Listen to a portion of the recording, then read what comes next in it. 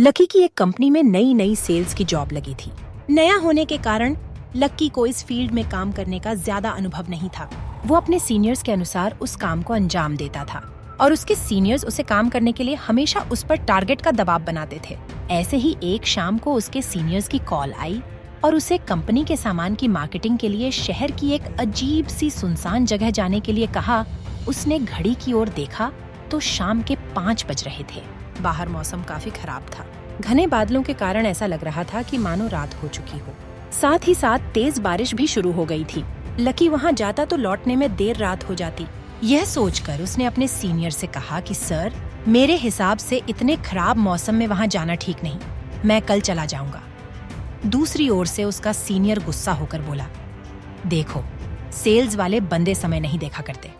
इस फील्ड में वैसे भी बहुत कंपटीशन है। यदि तुम्हें कोई परेशानी हो रही है तो मैं किसी और को भेज सकता हूँ, उसका टारगेट भी पूरा हो जाएगा। टारगेट के बारे में सोचकर लकी ने जाने के लिए हाँ कर दी। हैरान परेशान सा वो तेज बारिश में अपनी बाइक से शहर के रास्तों से निकलकर वहाँ पहुँच गया। ये एरिया भी लोगों की आवाज से हर वक्त रोशन रहता है, मगर आज खराब मौसम और तेज बारिश के कारण दूर दूर तक उसे कोई इंसान नजर नहीं आ रहा था। वो जल्दी जल्दी अपनी बाइक चलाकर अपनी साइट पर पहुँच गया, मगर वहाँ पर कोई भी नहीं था जिस मैनेजर से उसे मिलना था।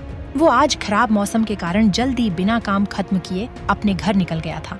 लकी खुद पर गुस्सा करने लगा कि वो यहाँ कॉल करके क्यों नहीं आया। उस वक्त रात के 10 बज चुके थे। बाहर अभी भी तेज बारिश हो रही थी। लकी खुद से कहता है कि यार, ऐसी बारिश में तो बाइक चलाना भी मुश्किल होगा, मगर यहाँ रुक भी तो नहीं सकता हूँ। ये प्राइवेट नौकरी भी ना बस।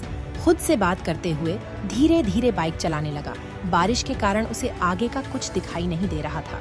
उसे आगे बाइक चलाने में तकलीफ हो रही थी। वो अभी कुछ दूर चला ही था कि उसकी बाइक खराब हो गई। वो अपनी बाइक ठीक करने की कोशिश करने लगा, मगर नाकामी उसके हाथ लगी। वो परेशान होकर मदद की तलाश करने लगा। दूर दूर तक कोई भी नजर नहीं आ रहा था। वो अपनी साइड से भी इतना दूर आ चुका था कि पैदल वापस जाना मुश्किल था।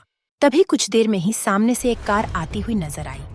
लकी के चेहरे पर आई हुई परेशानी कुछ हद तक कम हो गई थी। अब उसको विश्वास हो गया था कि उसे मदद मिल जाएगी। उसने तुरंत अपनी बाइक सड़क किनारे लगा दी और कार रोकने के लिए इशारा करने लगा, मगर वो कार उसे देखकर नहीं रुकी। तो लकी के चेहरे पर निराशा आ गई और फिर कोई साधन तलाश करने लगा। अगले ही पल वो कार रिवर्स में आकर उसके पास आकर रुक गई। उसे हैरानी हुई कि जो कार अभी बिना रुके चली गई थी, अचानक से पीछे क्यों आई। जैसे ही कार उसके पास आकर रुकी, सड़क किनारों के लैंपों की हल्की रोशनी में उसने देखा कि कार की हालत बहुत ही खराब हो चुकी थी। जगह जगह से उसके पत्थरे उतरे हुए थे, मानो किसी हादसे का शिकार हुई हो। उसे इस कार को देखकर अजीब सा फील हो रहा था, मगर अचानक ही वो उसे देख सम्मोहित सा हो गया था। तभी कार ड्राइवर की भारी आवाज उसके कानों में सुनाई दी। हाँ भाई, कहाँ जाना है? कोई मदद चाहिए क्या? ड्राइवर की आवाज सुन लकी का सम्मोहन टूट गया। वो धीरे धीरे ड्राइवर की ओर गया। अंधेरे में ड्राइवर का चेहरा भी भयानक लग रहा था। काला चेहरा और वो कंबल में खुद को लपेटे हुए था। उसे देखकर लकी कुछ पल के लिए डर गया। उसके शरीर में ठंड के कारण कपकपी सी होने लगी और अजीब सी गंध उसकी नाक में आई। जब कोई जवाब नहीं दिया तो ड्राइवर दोबारा बोला, भाई कहीं चलना है तो बता दीजिए। उसकी बात सुनकर लकी बोला, मैं किसी काम से अंदर शहर में आया था। लौटते समय मेरी बाइक खराब हो गई, मुझे आगे जाने के लिए लिफ्ट दे दो। ड्राइवर बोला, भाई हम तो यहाँ पर मदद करने के लिए ही हैं, आगे तो जगह नहीं है, पीछे बैठ जाओ। ये कहकर ड्राइवर अजीब तरीके से हंसने लगा।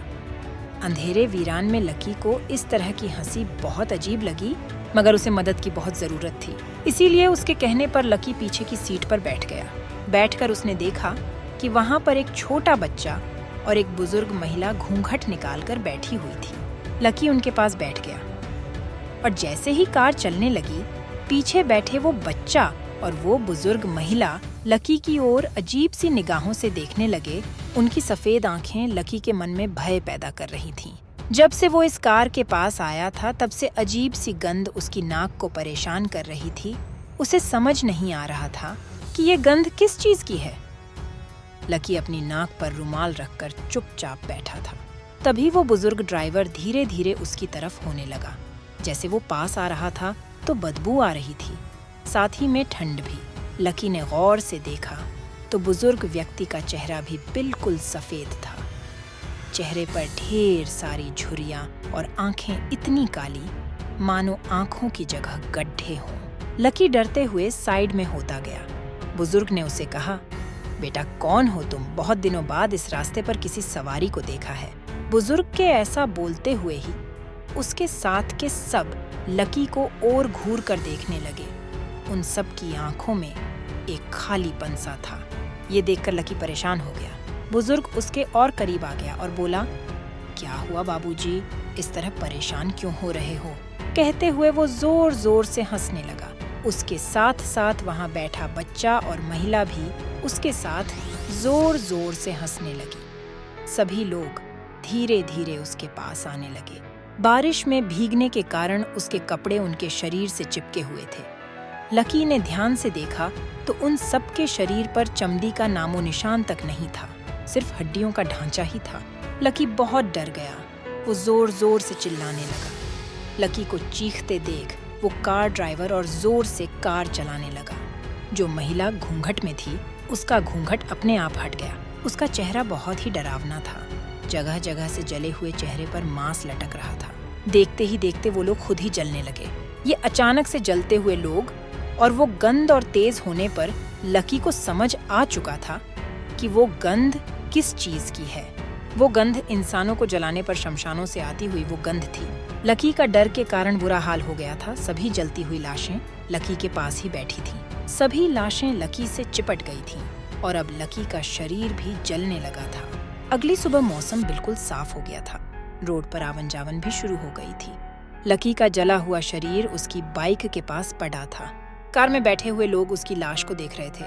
लाश के आसपास के लोग बोल रहे थे कि लगता है कि सालों पुराना हादसा कल रात फिर से दोबारा हो गया। सभी रुक रुक कर कल रात के हादसे के निशानों को देख रहे थे। तो ये थी आज की भूतिया कहानी। इस तरह की और भी अच्छी अच्छी और रहस्यमयी कहानियाँ सुनने के लिए हमारे इस चैनल को सब्सक्राइब कर दें और हमें कमेंट करके बताएं कि अगली कहानी आप किस टॉपिक पे सुनना चाहते हैं। मिलते हैं अगली वीडियो में, तब तक के लिए बाय बाय।